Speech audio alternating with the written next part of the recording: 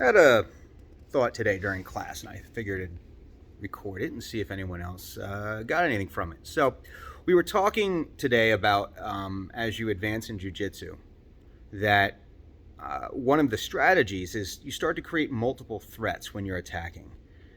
We were dealing with one specific position today that actually afforded us, we called it 5.5 different submissions. And I started to explain the neurological element that goes into this. So there is a part of our brain called the amygdala.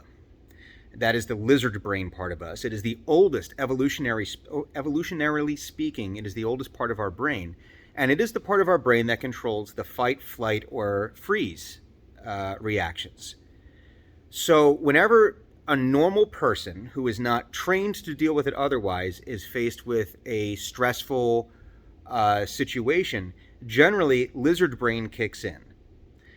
And when that happens, the more advanced part of our brain, the part that has higher reasoning, strategy, that kind of stuff, that stops functioning because the brain just goes, nope, we need all of our resources on fight, flight, or flee. Fight, flight, or freeze, excuse me. And that's why when you have like brand new white belts, when you get in mount or you do knee on belly, their first reaction is to start pushing away, and they give up the arm bar.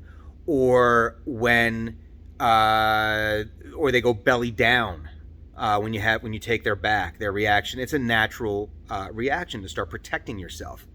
And then as we get more advanced, as we train ourselves more and more, we start avoiding that lizard brain reaction. We start having a more reasoned reaction, which is what allows us to be more effective jiu-jitsu players. So coming back to what we're talking about today in class was, as you advance in jiu-jitsu, one of the things you want to start looking at doing is creating multiple threats as you're rolling. If you get into a dominant position, start figuring out ways that you can create multiple ways for you to end the roll with a submission. For example, today we were dealing with a position that allowed for Kimura. It allowed for a scissor choke, for something we call a gear shifter, an arm bar, and an inverted triangle. So essentially five different submissions right from there, with another submission with a very small transition available. So that's why we said 5.5. In that situation, even someone who's been training for a while is really going to start going into defensive, almost, if not completely, into lizard brain mode, because now they've got to decide which of these submissions they're going to defend. And it's really hard to split your attention. So from a neurological standpoint, from a cognitive standpoint, creating multiple threats is going to make even practiced jiu-jitsu practitioners stop thinking as strategically as they should and start thinking more as with that lizard brain. And when they're not thinking strategically, it's more likely they'll make a mistake. Whether that mistake is you're just setting up these submissions and you're able to beat them by a half second and you get to the one you want, or they make a big mistake and they give up something brand new, or they don't defend properly.